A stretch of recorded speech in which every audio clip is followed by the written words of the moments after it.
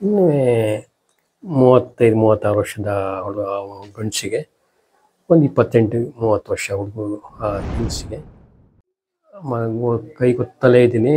ಅವ್ರ ಪಾಪ ಅವ್ರದ್ದು ಏನೋ ಸಮಸ್ಯೆಗಳು ಹೇಳ್ಕೊಂಡು ಕೂತ್ಕೊಂಡ್ರು. ತಲೆ ಮೇಲೆ ಕಾಲೇ ಇಡ್ಸಲ್ಲ. ಗೊತ್ತಾಯ್ತಾನೆ ವಿಚಾರ ಅಂತ ಗೊತ್ತಾಯ್ತಾನೆ. ಅಯ್ಯ, ಮನಸ್ಸನ್ನು ಹರಿಬಿಡ್ಬಾರ್ದು. ಅವ್ರು ಮಾಡೋವಂಥ ಆಚರಣೆಗಳಲ್ಲಿ ಬೇರೆಯವ್ರಿಗೂ ಕೂಡ ಉಪದ್ರ ಆಗಬಾರ್ದು ಅನ್ನೋಂಥ ಒಂದು ಮನೋಭಾವನೆ. ಸೌದೆಯಿಂದ ಹಿಡಿದು ಹಾಲು, ಕಾಫಿ ಪುಡಿ, ಸಕ್ಕರೆ ಪ್ರತಿಯೊಂದು ಒದಗಿಸ್ಬಿಟ್ಟು ಬಂದಿರ್ತಾರೆ.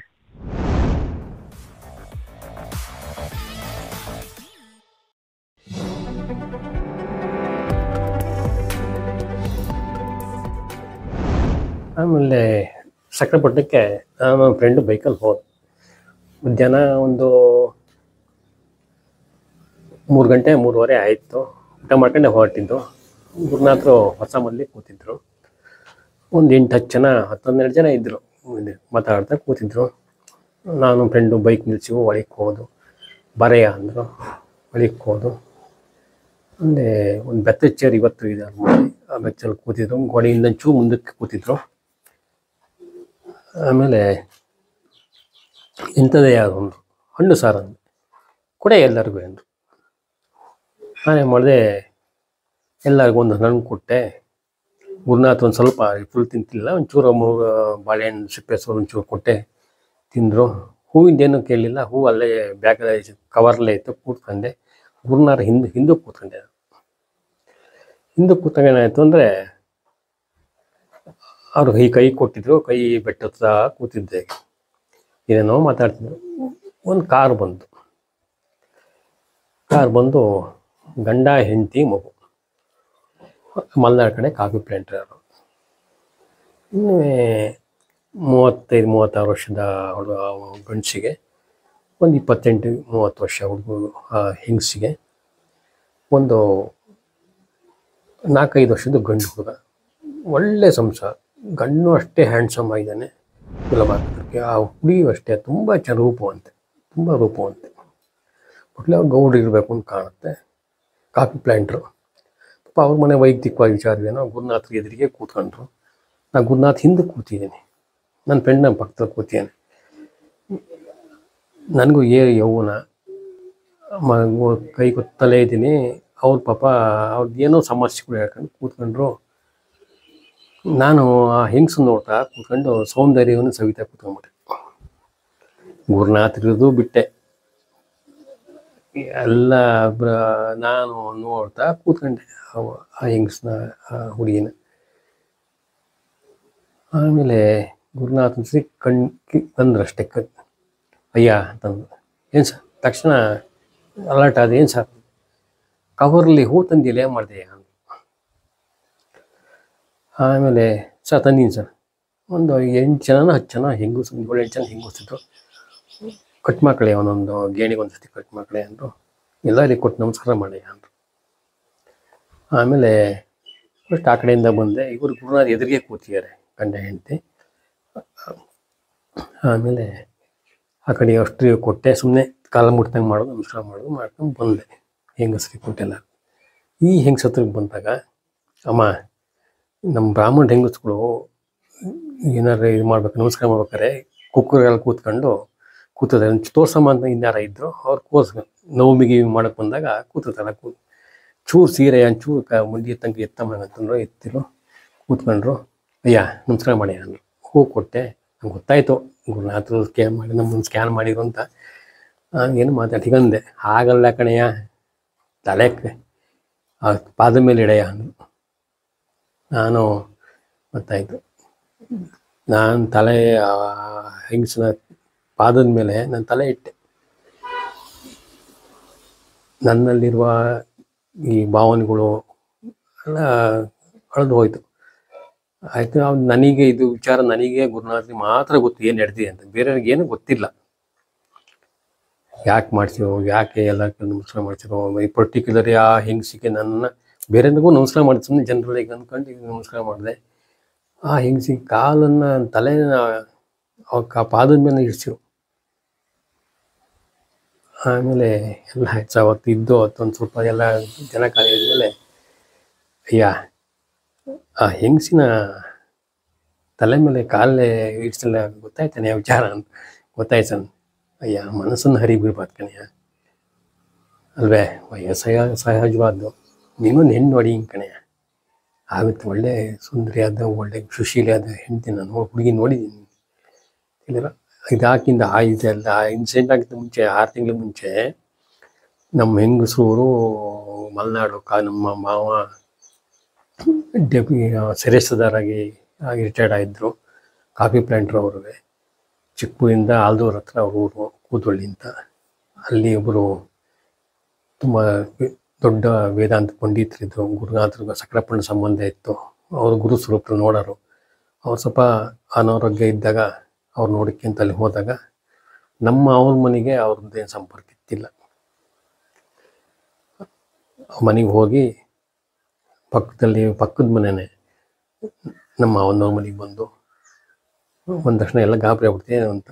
ನಾನು ಸಕ್ರಪ್ಪಣ್ಣನ ವೆಂಕಟೇಶಾಲ ಅಂತ ಮಗಳನ್ನ ಕರೀರಿ ನಿಮ್ಮ ಮಗಳನ್ನ ಅಂತ ನಮ್ಮ ಹೆಂಡತಿ ಬಂದಾಗ ಒಂದು ಸೇಬು ಹಣ್ಣ ಅವರ ಕೈಯಾರೆ ಒಂದು ಕೊಟ್ಟು ತಿನ್ನಿಸಿ ಅವಳು ನನ್ನ ಹೆಂಡತಿಗೂ ಗಂಡು ನೋಡ್ತಿದ್ರು. ಯಾವುದು ಸೆಟ್ ಆಗಿತ್ತಿಲ್ಲ. ಆಗುತ್ತೆ ಒಳ್ಳೆ ಕಡೆ ಅಂತ ಅದು ಗುರುನಾಥನ್ ಗುರ್ತು ಮಾಡ್ಕೊಂಡು ಬಂದಿದ್ದಾರೆ. ಈಗಲೇ ಒಳ್ಳೆ ಕಡೆ ಆಗುತ್ತೆ ಕಣೆ ಅಂತ. ಅವಳಿಗೆ ಮದುವೆ ಆಯಿತು. ನನ್ನ ಕಷ್ಟ ಸುಖದಲ್ಲಿ ಹೆಗಲಿ ಕೊಟ್ಟು ಎಲ್ಲ ನನ್ನ ಆರೋಗ್ಯ ಆರ್ಥಿಕವಾದ ತುಂಬ ಹೊರತು ಬಿತ್ತು. ಅನಾರೋಗ್ಯ ಆಯಿತು. ಎಲ್ಲದನ್ನು ನನಗೆ ಸಾಧನೆ ಮಣಿಯಾಗಿ ಜೊತೆ ಜೀವನ ಮಾಡ್ಕೊಂಡು ಹೋಗ್ತಿದ್ದಾರೆ. ಹೇಳ್ತಿರ್ತೀನಿ ಏನೋ ಗುರುನಾಥರು ಒಳ್ಳೆಯ ಕಡೆ ಸಂಬಂಧ ಕೊಟ್ಟರು. ಒಂದು ಗಂಡು ಮಗು ಆಯಿತು. ಮಗನಿಗೆ ಎತ್ಕೊಟ್ಟು ಹೇಳಿ ಒಂದು ಗುರುನಾಥರು ನಮಗೆ ಪಾಠ ಕಲಿಸಿರು. ಅಷ್ಟು ಸುಲಭವಾಗಿ ಮನಸ್ಸನ್ನ ಹರಿಬಿಡಬಾರ್ದು. ನಾವೇ ಮನುಷ್ಯ ತಾನೇ, ನಾವೇನು ಇದಲ್ವಲ್ಲ. ಆದರೆ ಗುರುನಾಥರು ಇದನ್ನ ಯಾಕೆ ಹೇಳಿದೆ ಅಂದರೆ ಅವ ಶಿಷ್ಯಂದ್ರುಗಳು ಏನು ಮಾಡಿದ್ರು ಗೊತ್ತಾಗೋದು ಅವ್ರಿಗೆ. ಕೆಟ್ಟದ್ದು ಮಾಡಲಿ ಒಳ್ಳೇದು ಮಾಡಲಿ ಅವರ ಇದಕ್ಕೆ ಅಂತಃಶಕ್ತಿ ಗೊತ್ತಾಗ್ಬಿಡೋದು. ತಿದ್ದಾರು ತಪ್ಪು ಮಾಡಿ ತಿದ್ದಾರು. ಶ್ರೀ ಗುರುಭ್ಯೋ ನಮಃ. ಸ್ವಾತ್ಮಾರಾಮಂ ನಿಜಾನಂದಂ ಶೋಕಮೋಹ ವಿವರ್ಜಿತಂ ಸ್ಮರಾಮಿ ಮನಸಾ ನಿತ್ಯಂ ಶ್ರೀ ವೆಂಕಟಾಚಲದೇಶಿಕಂ. ನಮ್ಮ ಗುರುಗಳದ್ದು ಒಂದು ಒಳ್ಳೆ ಸ್ವಭಾವ ಏನು ಅಂತಂದ್ರೆ ಅವ್ರು ಮಾಡೋ ಅಂಥ ಆಚರಣೆಗಳಲ್ಲಿ ಬೇರೆಯವ್ರಿಗೂ ಕೂಡ ಉಪದ್ರ ಆಗಬಾರ್ದು ಅನ್ನೋಂಥ ಒಂದು ಮನೋಭಾವನೆ ನಮ್ಮ ಗುರುನಾಥರದು. ಯಾವ ಮಟ್ಟಕ್ಕೆ ಅಂತಂದ್ರೆ ಇದು ಒಂದು ಕೇಳಿದ ಕತೆ. ಅದರಿಂದ ನಿಮಗೆ ಈ ವಿಚಾರ ತಿಳಿಸಿ ಏನಂದ್ರೆ ಶೃಂಗೇರಿ ಜಗದ್ಗುರುಗಳು ಸಕ್ರಾಯಪಟ್ಟಣಕ್ಕೆ ಈಗಿನ ಮಹಾಸನ್ನಿಧಾನಗಳು ಸಕ್ರಾಯಪಟ್ಟಣಕ್ಕೆ ಬರೋರು ಇರ್ತಾರೆ. ಬರೋದು ಒಂದು 2-3 ದಿನ ಅಂತ ಗುರುನಾಥರು ಏನು ಮಾಡ್ತಾರಂತೆ, ನನಗೊಬ್ರು ಹೇಳಿದ ವಿಚಾರ ಇದು. ಅಲ್ಲಿ ಸಕ್ರಾಯಪಟ್ಟಣದವರೇನೇನೆ ಇವತ್ತಿಗೂ ಆಗ್ತಾ ಇದ್ದಾರೆ ಅಲ್ಲೇನೇನೆ. ಅವರೇ ಹೇಳಿದ್ದು. ಅವ್ರದ್ದು ತೋಟ ಗುರುನಾಥರ ತೋಟದ ಪಕ್ಕದಲ್ಲೇ ಇದೆ. ಆಮೇಲೆ ಊರುಂತದಿನಲ್ಲೂ ಒಂದಿಷ್ಟು ಅಡಿಕೆ ತೋಟ ಇಟ್ಕೊಂಡಿದ್ದಾರೆ ಅವರು.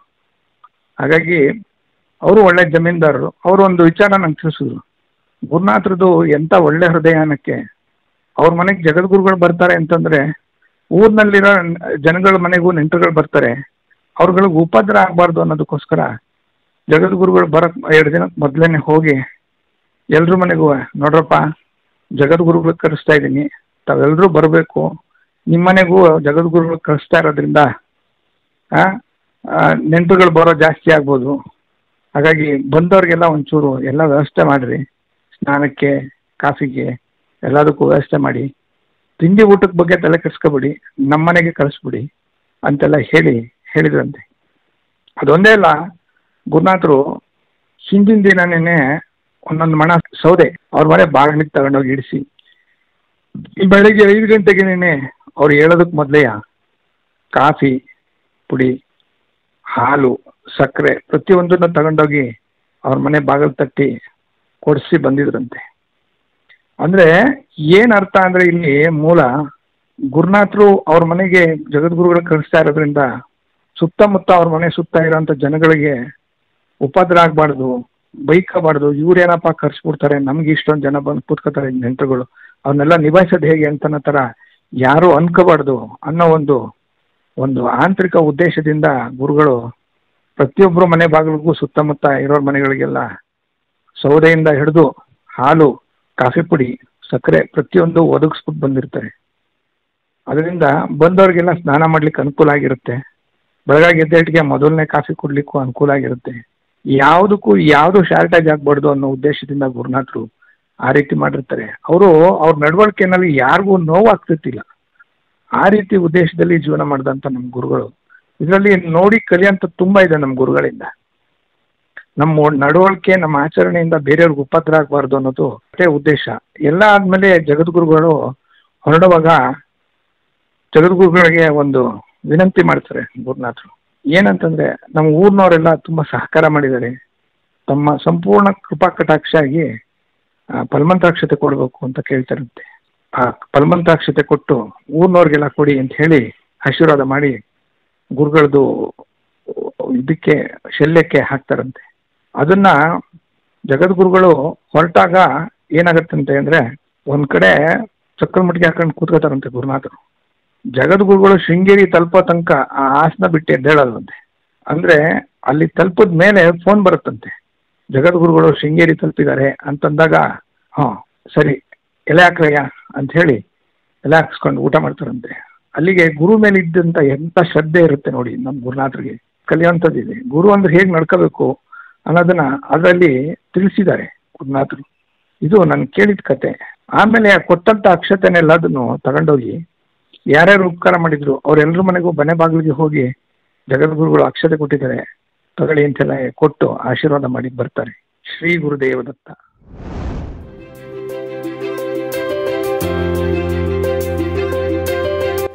ದಯಮಾಡಿ ಲೈಕ್ ಮಾಡಿ, ಶೇರ್ ಮಾಡಿ, ಸಬ್ಸ್ಕ್ರೈಬ್ ಮಾಡಿ, ಮರೆಯದೆ ಬೆಲ್ ಬಟನ್ ಒತ್ತಿ. ಧನ್ಯವಾದಗಳು.